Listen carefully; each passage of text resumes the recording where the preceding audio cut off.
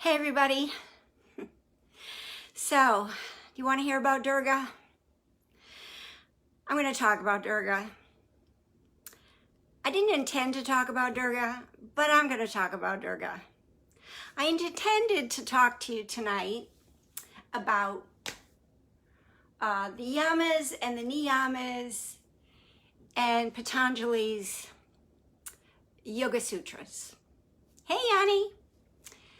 So, yeah, I changed everything. Hey, Nettie.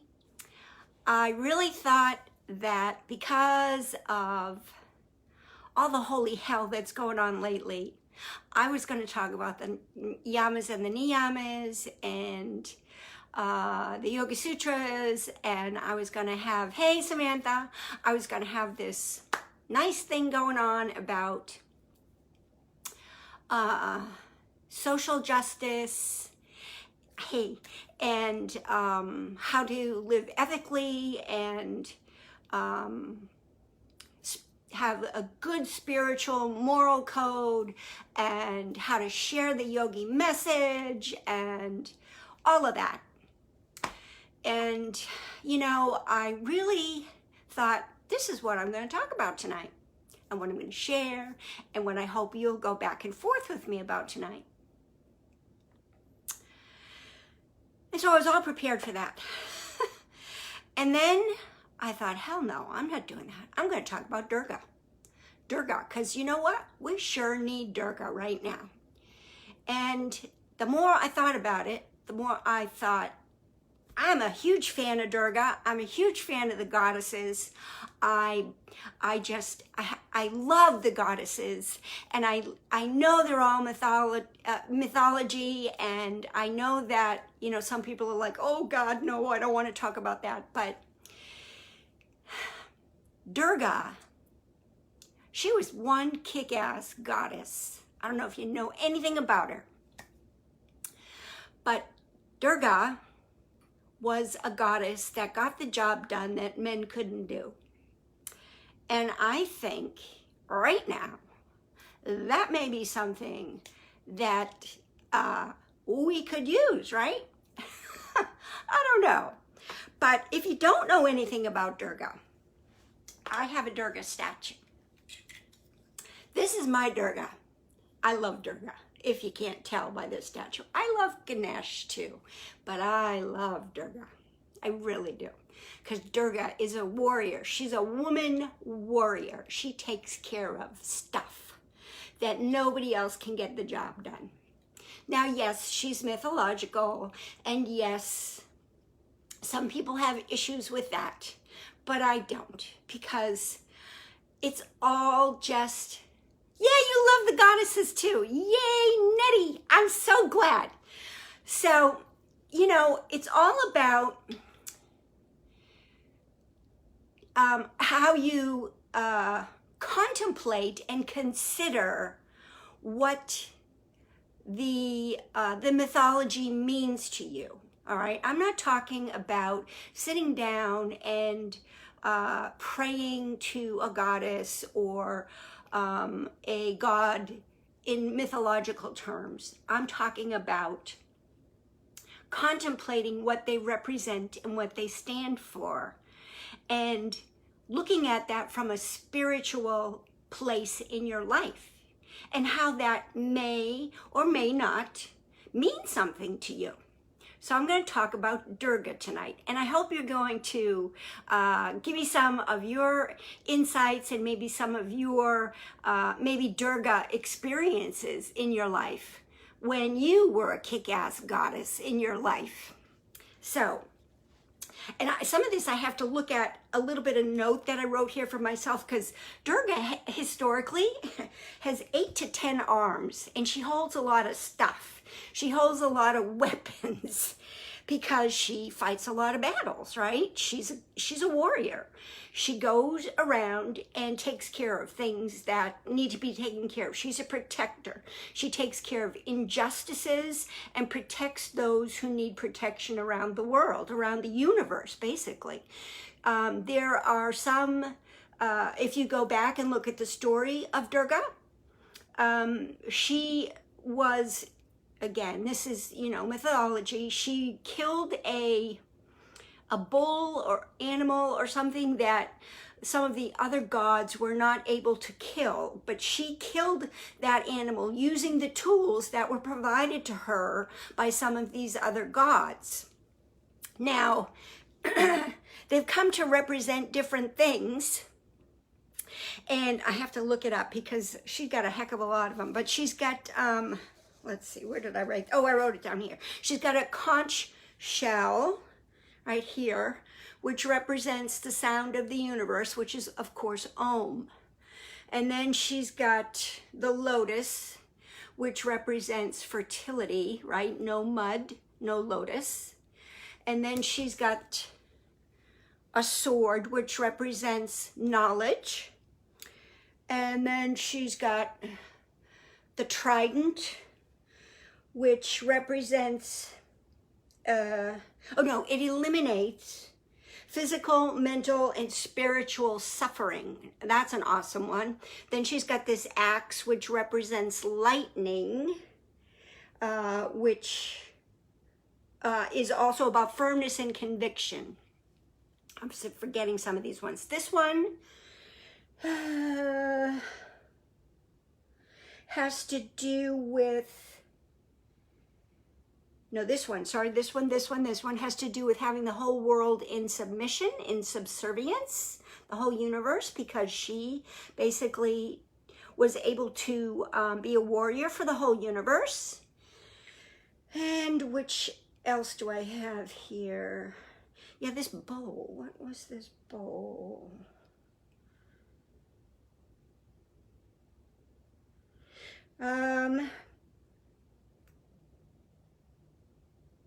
Oh, this one had to do with the universe as well, holding the whole universe, all the worlds of the universe. Anyway, and she rides a lion, and the lion is, and sometimes they show it as a tiger, and that represents power and will. And her pose with the 8 or 10 arms, she has shown both ways, represents freedom from fear. This woman has no fear. No fear. Don't you wish you could be like that? Any of you feel like that? Have no fear? Anybody? Any of you feel like Durga? If any of you had a Durga moment where you feel like, oh hell, holy no, this ain't happening to me. I'm going to be Durga.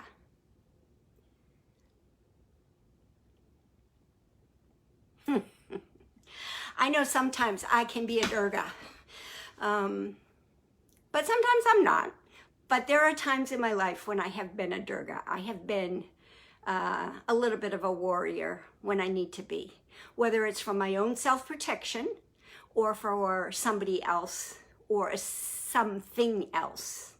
I can be a Durga at times. I think that right now with the situation that we are in, yeah, you need Durga energy right now. Yeah, I would agree with you that I think we almost all need Durga energy right now. And I think that's why I wanted to talk about her right now, because I have to be honest with you. Nettie, today I didn't have Durga energy. Today was the kind of day where, truthfully, I thought, ugh, I just want to crawl back in bed and pretend that the world isn't even out there. I don't even want to know about anything happening. I don't want to hear about anything. I don't want to see anything. I don't want to know about it, any of it. And like I said, when I was preparing for this, I thought, that's not a good way to be. I got to get my own shit together, and I got to get Durga on my side.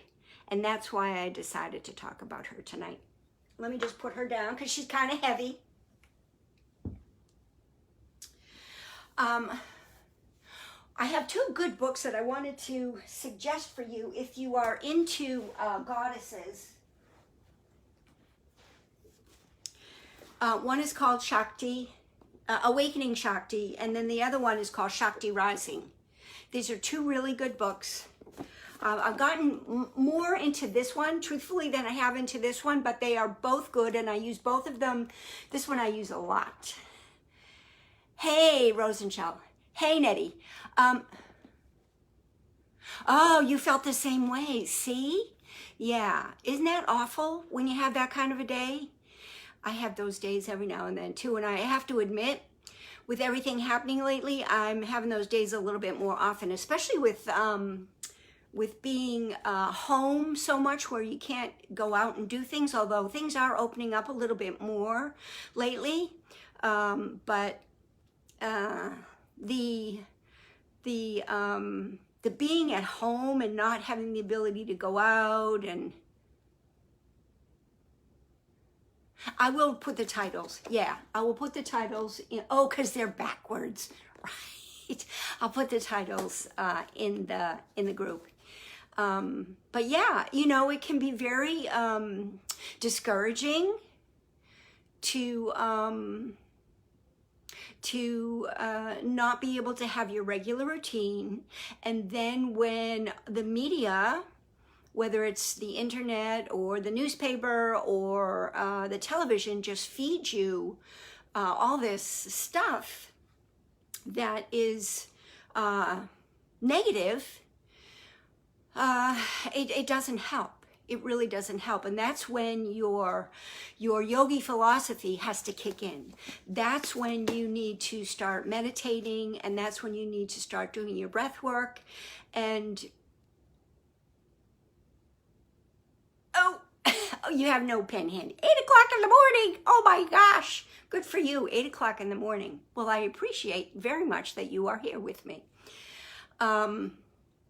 So yeah, it's it can be rough. It can be rough, but you just have to do self-care. And that's kind of what I was planning on talking about tonight when I said that when I first started, and I thought I was going to talk about the yamas and the niyamas and Patanjali's Yoga Sutras. I thought, okay, we're going to talk about the ethics and all that stuff.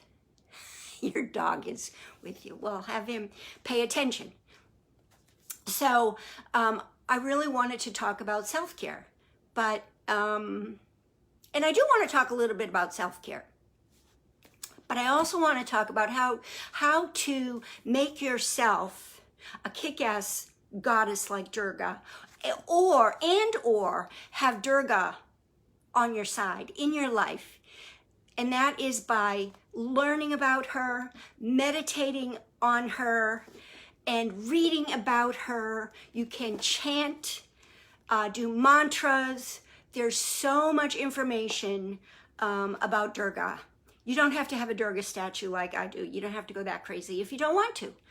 But I highly recommend that you get one of these 2 books, or another book if you have one already, or look or find something else that may suit your reading style better. But learn about Durga, learn about the goddesses. There's so many goddesses that are out there that are great role models for the feminine spirit, okay? We are so inundated with the masculine spirit in the world and the masculine overtones in the world. And there is so much feminine spirituality in the creation of the world, hi Pamela, that we don't get a lot of perspective on that unless we read about it and really start to meditate on it. And so books like this one, like Awakening Shakti, finding that feminine spiritual energy within yourself by reading about it and then meditating about it, learning about it. Because when you look at the feminine force within yourself, and you can look at it through the eyes of goddesses like Durga or Lakshmi, you can look at it through Saraswati, you can look at it through so many of the goddesses.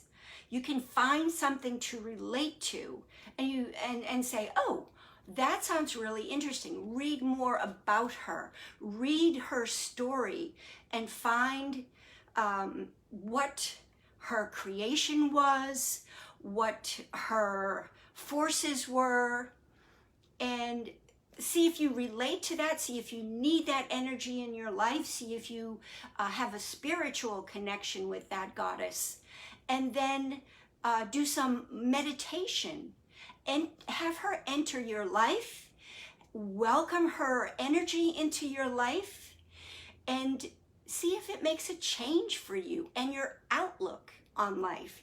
Because it really does, I feel, when you meditate on these feminine forces, I believe it really does create a different growth spiritually for you. So I think the more that you invite Durga into your life, the more you will develop your own inner warrior. And right now, we all need our own inner warrior. Because there's nobody that's going to be a warrior for you. You have to be your own inner warrior, in my opinion. And who better than Durga? Because she is kick-ass. She is just one kick-ass warrior. I will put this book information in the group so that you can go back to it. Is there anybody watching that has anything that they'd like to share about a goddess that they relate to?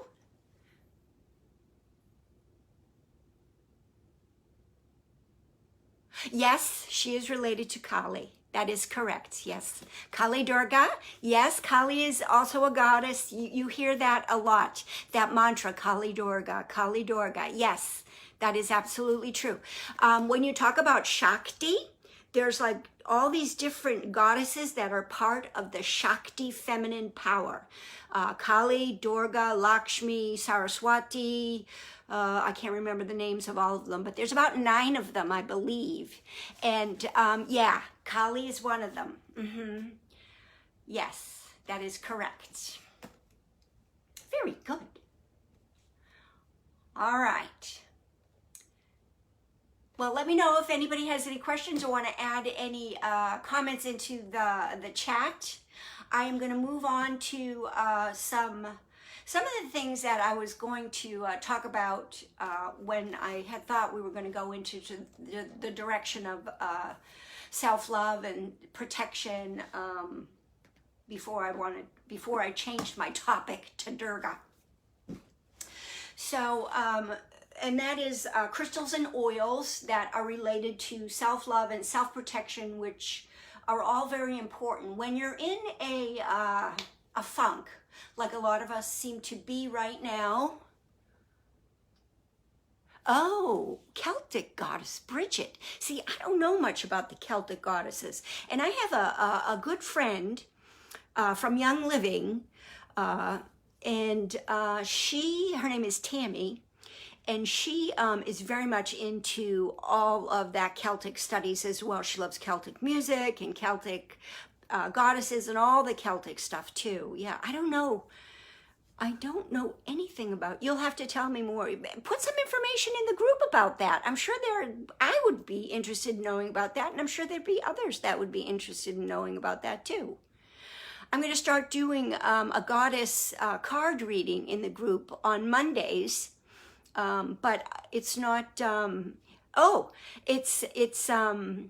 It's not the Celtic goddesses. So yeah, put it in, please. I would love for you to do that. So, self-love, self-protection. When you're in a funk, it's real easy to let that negativity in, right? You end up in bed, you end up curled up in a ball on your couch. You are under the covers, you're curled up with your dog. No offense, I have dogs, I curl up with them. And you just don't want to do much of anything. I know, I've been there. Yeah, I get it. So there's a couple ways you can help yourself besides meditation: yoga, pranayama, calling on Durga, or another goddess that you relate to give you that feminine energy to, boom, get moving, call to action, call on a goddess to give you what you need. But in the meantime, if you have crystals in the house, I've got some great suggestions. And of course, you all know one of them, black tourmaline, right? Black tourmaline is like the #1 crystal that you need to get rid of negative energy in your house. Have it in every room if you can. Doesn't have to be a big piece like this, although I recommend big pieces like this. Black tourmaline, the best negative energy stone you can have in your house. Amethyst, also great. Very good for self-protection, self-love. Again, you don't need stones this size. You can have little tumbled stones. That's perfectly fine. Keep them in your pocket. Keep it in your bra. Just have bowls of little stones, little tumbled stones around the house. Jasper. This is a piece of ocean jasper. I don't know that I've ever showed you a piece of ocean jasper. It's very pretty. But jasper, really good for self-love. Very, very good for self-love, self-protection. Very good. Smoky quartz. All of these, by the way, I saged before our practice tonight. Smoky quartz. Obsidian. This is also somewhat translucent, but it's black. They also call this Apache tear, I believe. And then I have a piece of rutilated quartz here. I don't know if you can see it too well, but it's a piece of clear quartz with these shards, hair-like threads of rutile in it, and that's some kind of an ore, I believe, but it's like golden threads. They call it almost like angel hair. And this is very good for self-love and self-protection. Very good. This is a great stone to sleep with under your pillow. I keep a big piece, flat piece, underneath my pillow. I sleep with it underneath my pillow. And then also, as we all know, for self-love, yeah, I'll put them in the chat. Rose quartz. Again, you don't need big pieces if you feel like you can't afford them, or you don't have room for, all these crystals. You can just have small pieces. And I especially suggest, if you're a crystal lover like me, get small pieces and stick them in your purse, stick them in a pocket. Again, stick them in your bra. There's hardly a day goes by I don't have a piece in my bra, okay?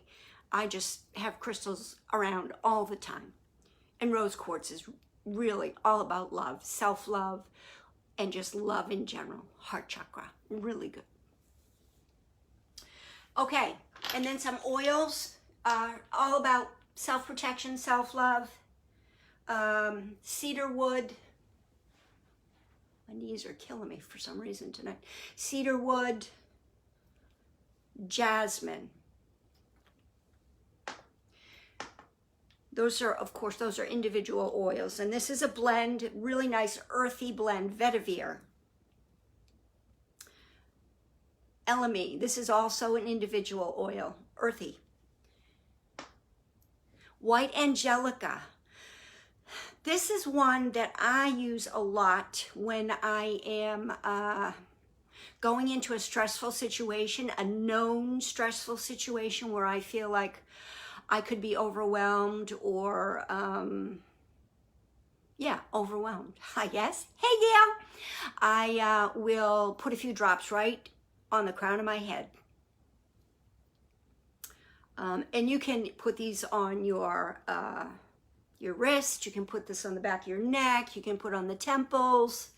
But white angelica, I highly recommend if you know you're going into a stressful situation, and you put a couple of drops on the crown of your head. And then last but not least, for sure, the master oil, frankincense. I mean, it's just an all-purpose kind of, you can use this for just about everything.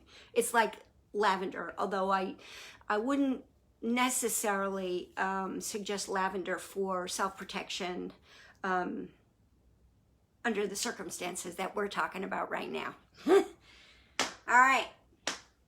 So, as this whole night has sort of evolved into something, and there's a comment here, Nettie, a little velvet bag to carry crystals in your bra. Okay, there you go. There you go. All right. See, good. What I was going to say is that this night has changed from what I had expected it to be, as I had planned a yin sequence, a short one, but a yin sequence nonetheless. And I think we'll still go ahead and do our yin sequence. That's fine. And what I may do is a little sound bath at the end of the yin sequence, if that sounds okay.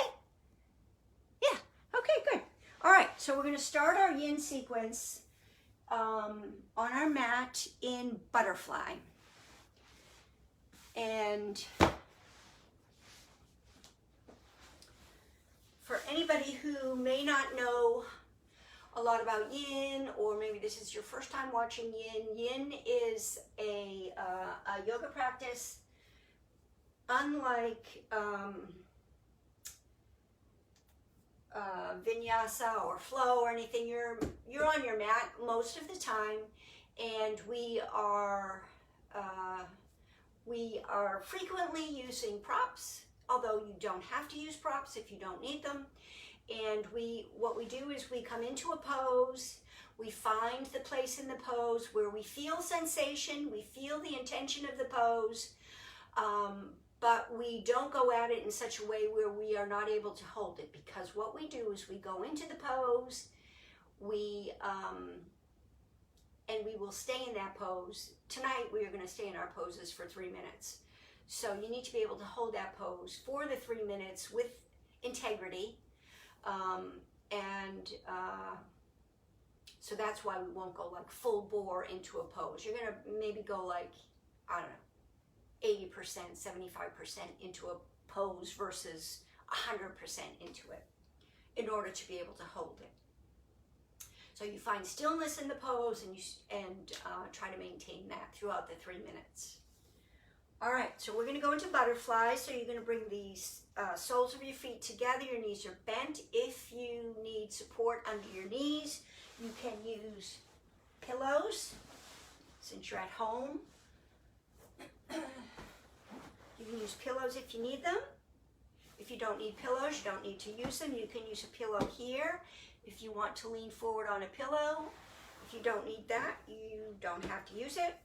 This is, yin is all about what works best for your body structure, your skeletal structure. So I'm going to time us for 3 minutes.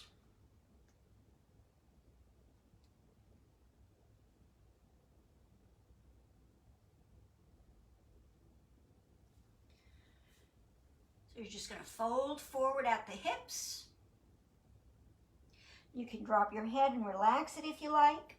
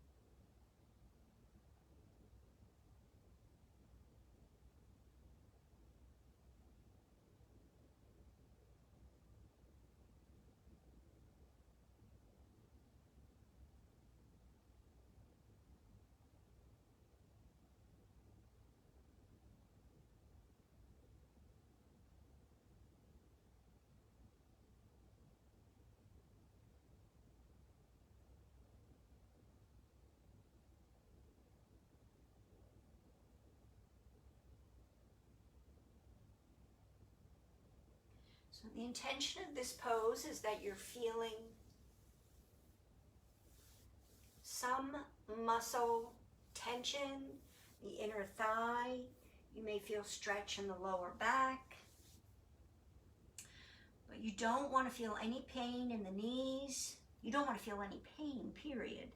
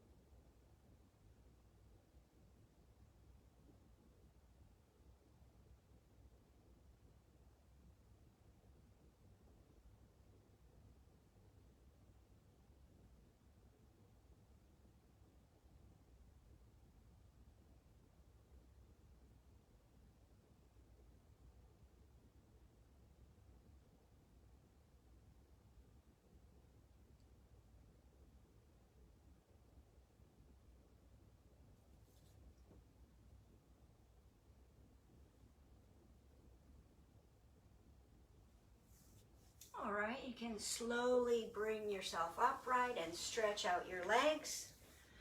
And then what you're going to do is bring yourself back onto your elbows and then lay down flat on your back and rest for a moment.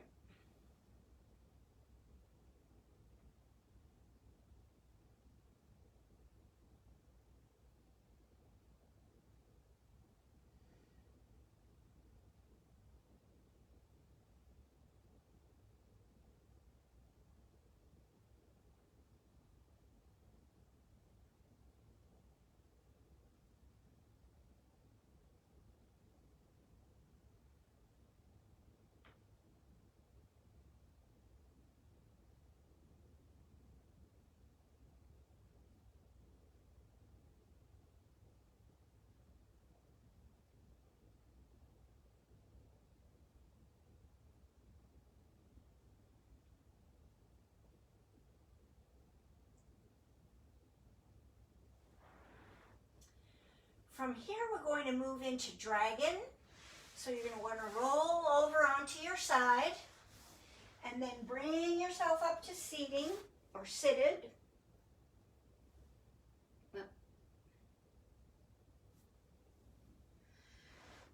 And now for dragon, dragon is basically a low lunge. You may need to pad your knee. We're working the inner thighs, the quads, the hips, the groin area. So you're going to bring your right leg forward, bend the knee, have the knee over the ankle. And I'm going to pad my left knee. Knee is bent in the back. Now, if this is okay for you, you can stay like this. If you want, you can come down further. Bring the hands to the side or have the hands, the right hand on the other side of the, on the right of the right foot, the left hand to the left of the right foot. You do what accommodates your body and your breasts.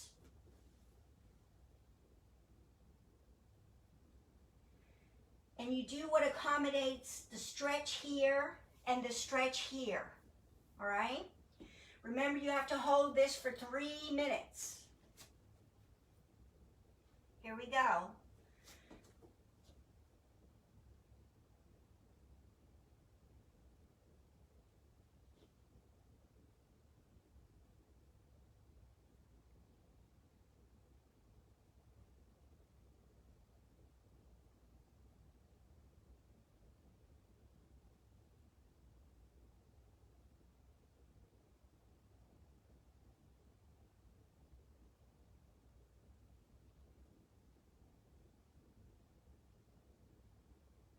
So the sensation you feel could be very different from what I'm feeling. You may feel something entirely focused on your inner thigh. You may feel something in your hamstring. You may feel it all in your glutes.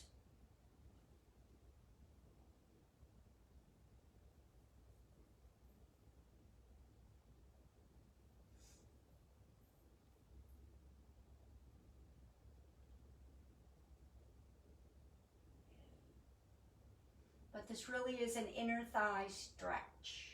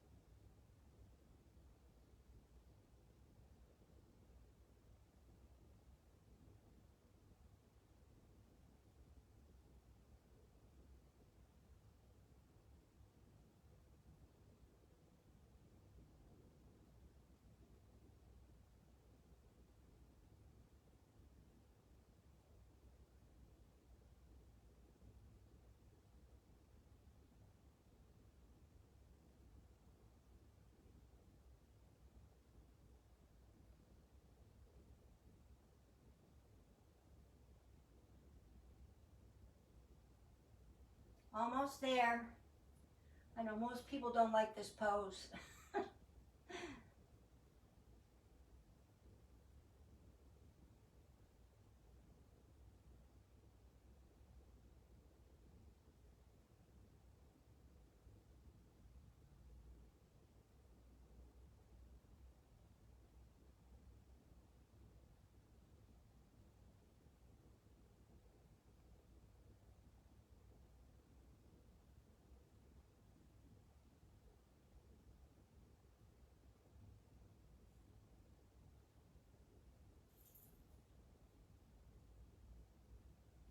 All right, good. So now slowly, almost like you're about to do a pyramid. You bring yourself back, turn. Now you're almost in gate. We're going to turn the opposite way. Bring both knees together. Now you're going to bring that left knee and foot forward. And I'm going to pad my right knee.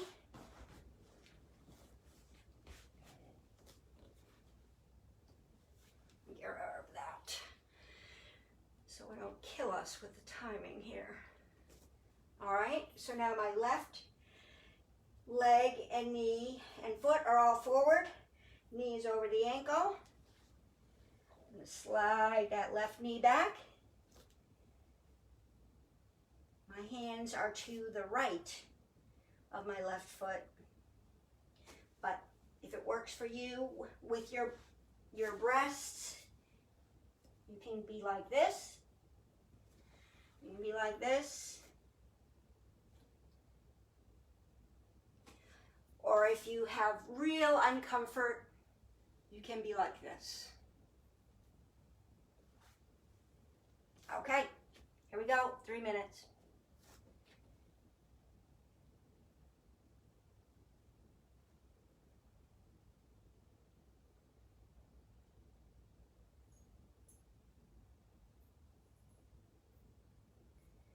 Now you may feel different on this leg than the other.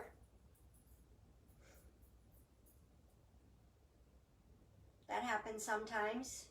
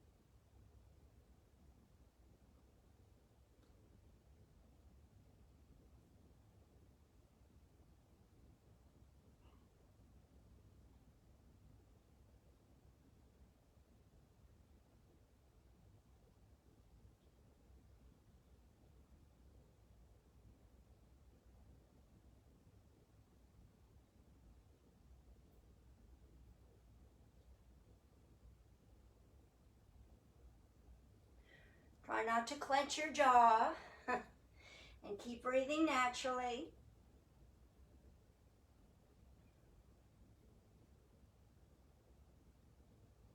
We're halfway there.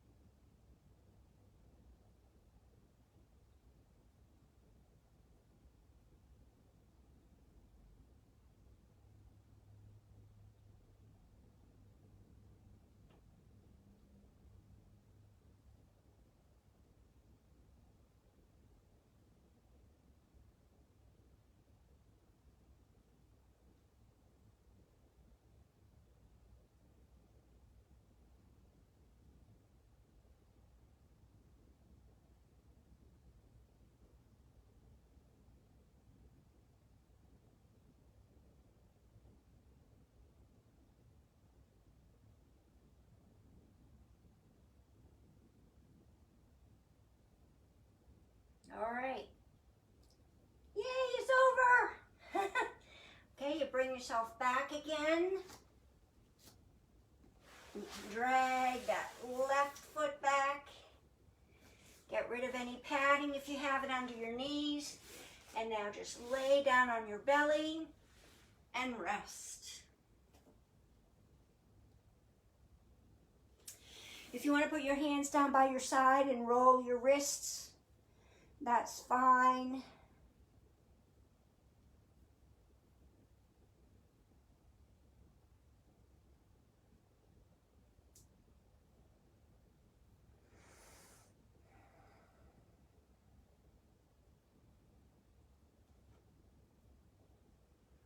Make sure you roll in both directions.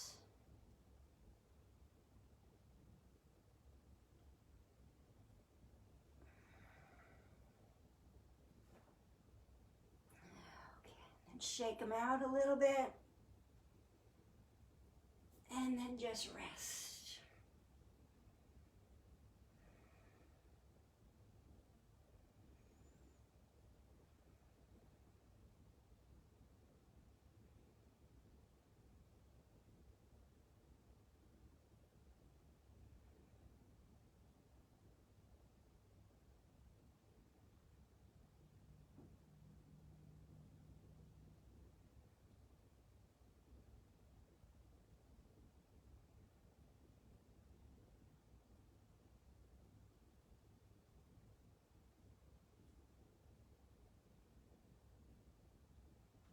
All right, we're going to move into Sphinx. So you'll just push yourself up onto your elbows. So your elbows are directly underneath your shoulders. And now here, come back a little bit. And Yin Sphinx is not a dynamic pose. It's a very seemingly relaxed pose. What we're doing is a nice back bend here.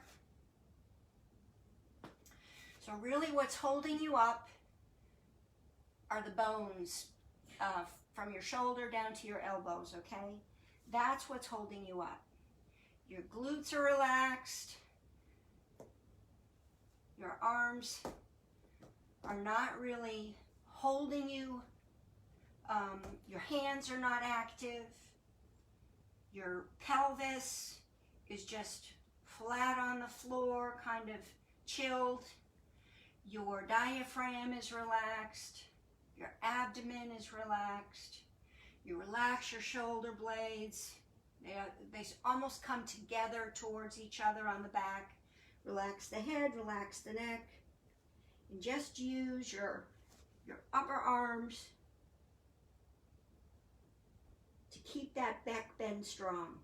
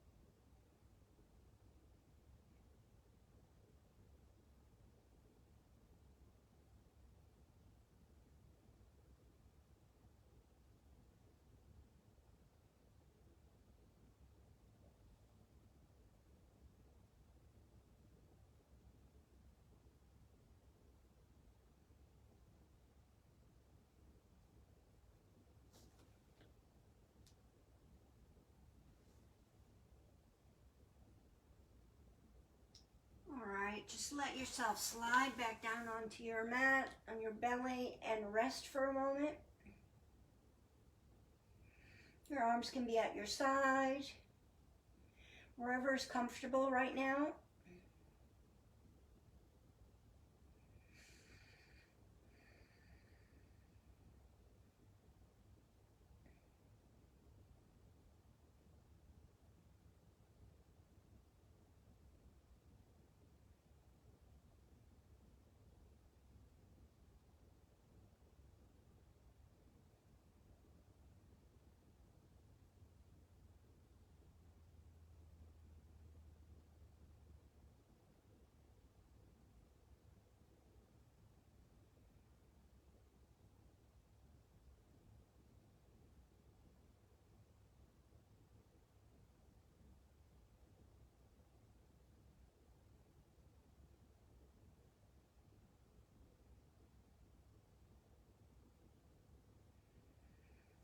And then slowly just bring yourself over onto your side and then push yourself up to seated.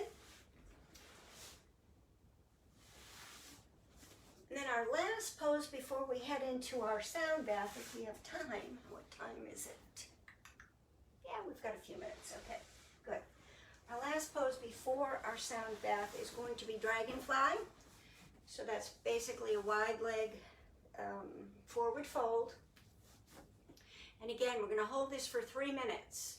So you need to find that place in the pose where you have comfort enough to hold it. So you may be one of those really bendy people.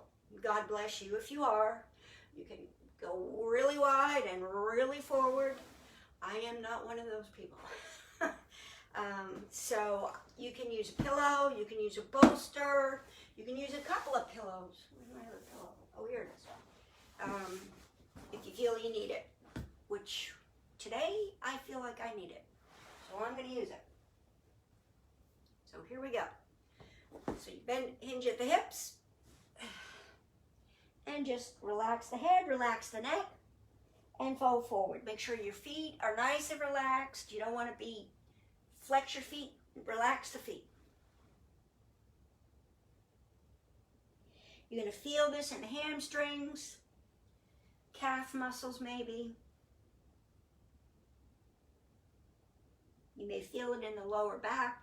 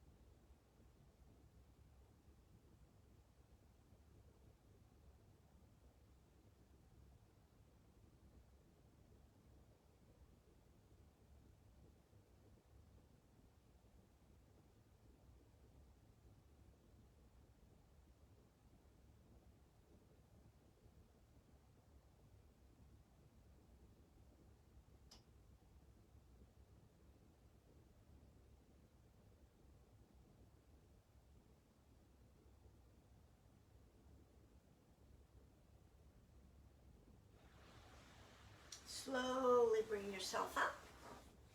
If you're using any props, you can push those aside. Bring your legs together. Shake them out a little bit, maybe slap up and down the inner and outer thighs. Massage a little bit.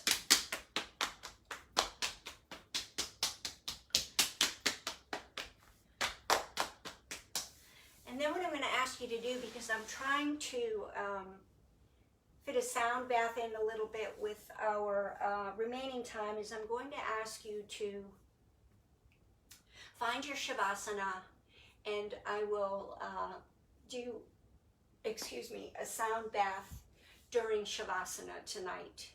So please head right into your Shavasana, and I will do a brief sound bath and then end the Shavasana quietly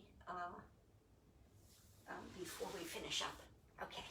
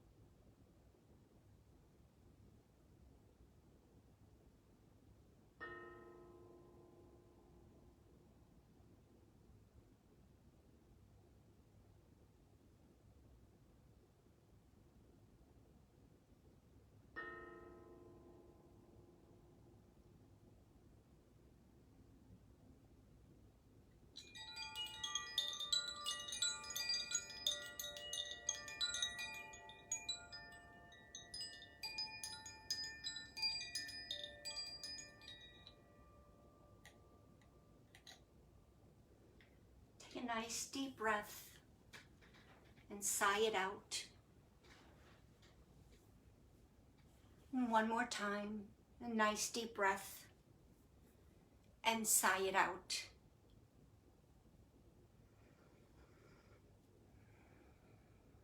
Begin to bring movement back into your fingers and your toes. And give yourself a nice big stretch. And maybe a nice big hug.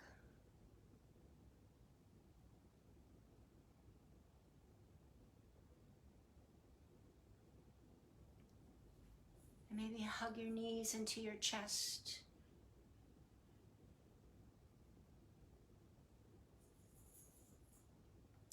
Massage your back a little bit.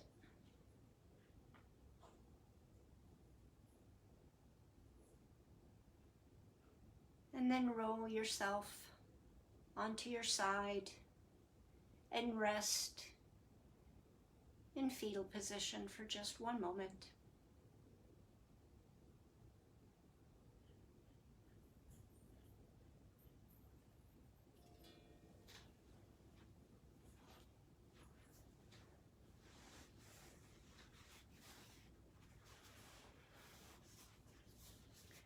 And slowly use your hands and your breath to bring yourself up to a seated position.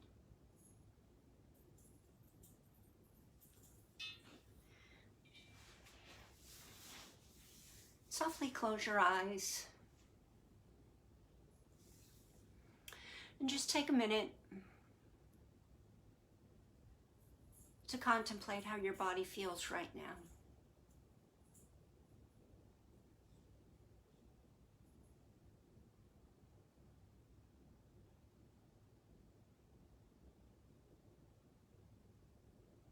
Do you feel any colors moving through your body? Yellow or blue? Are there any colors that you see behind your eyes? And your energy flowing through those colors?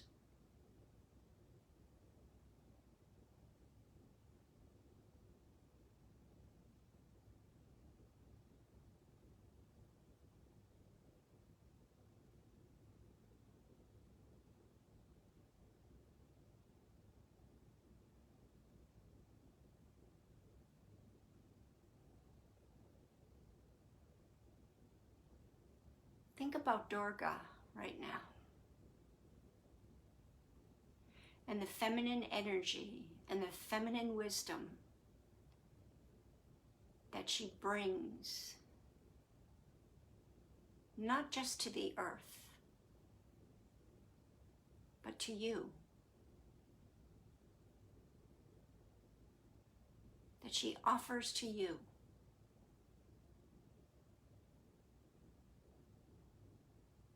You just have to ask and be open.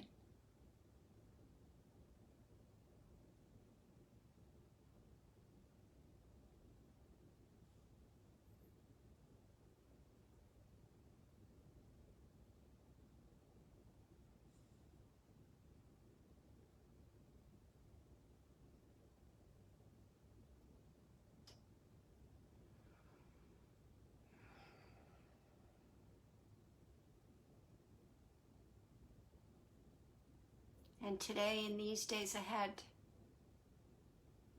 we need her power and we need her wisdom. We need her strength and guidance.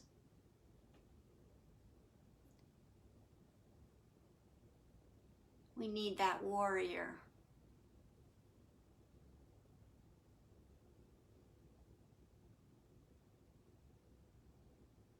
That goddess warrior.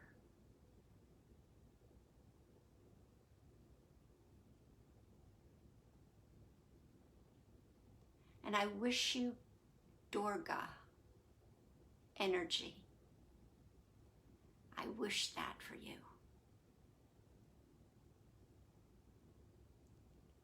I hope it flows through you to keep you strong and positive and protected. She is the mother protector.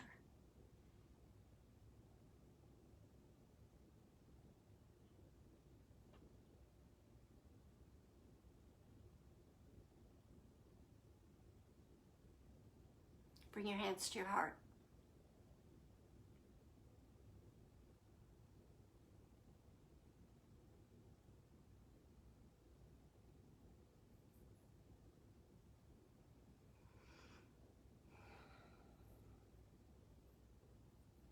Self-protection and self-love.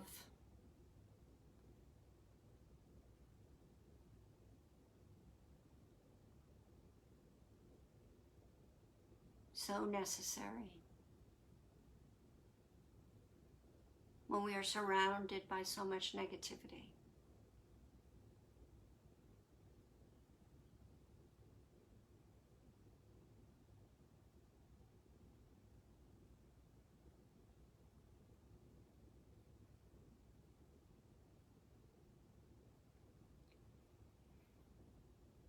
It can be so difficult. Yet we must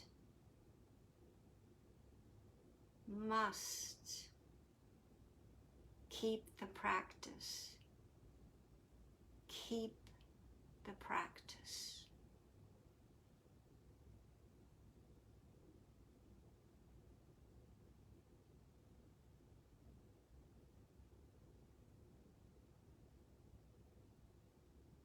I wish you peace and I wish you joy. Namaste.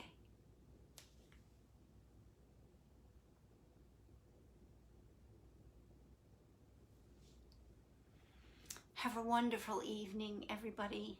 Hi, Marlene. I've missed you. Oh, Marlene. And Ramona. And Lori. Oh, my gosh. So good to see everybody tonight. Great conversation about Durga, the warrior, the kick-ass warrior goddess that we all need. Please, I'm going to put notes in the group, and I ask that anybody who has questions about the Goddess Durga, put questions in the group. And Nettie, please put that information about Bridget in the group. I can't wait to hear about that. Yeah, we all need the Goddess Durga and her kick-ass powers right now because we are in a mess. So, here she is. Once again, I showed her earlier. She's got all this weaponry. I'm not asking you to pray to her. I'm not asking you to worship her. I'm just asking you to learn about the mythology and understand the story behind her and why that spiritual feminine energy is so important. It is so important. All right, guys, I will see you the next time for the gift of stillness. You're moving into your day now. Bye, Nettie. I'm moving into my evening now. I will see you all later. Thanks for being here. Have a great day. Bye.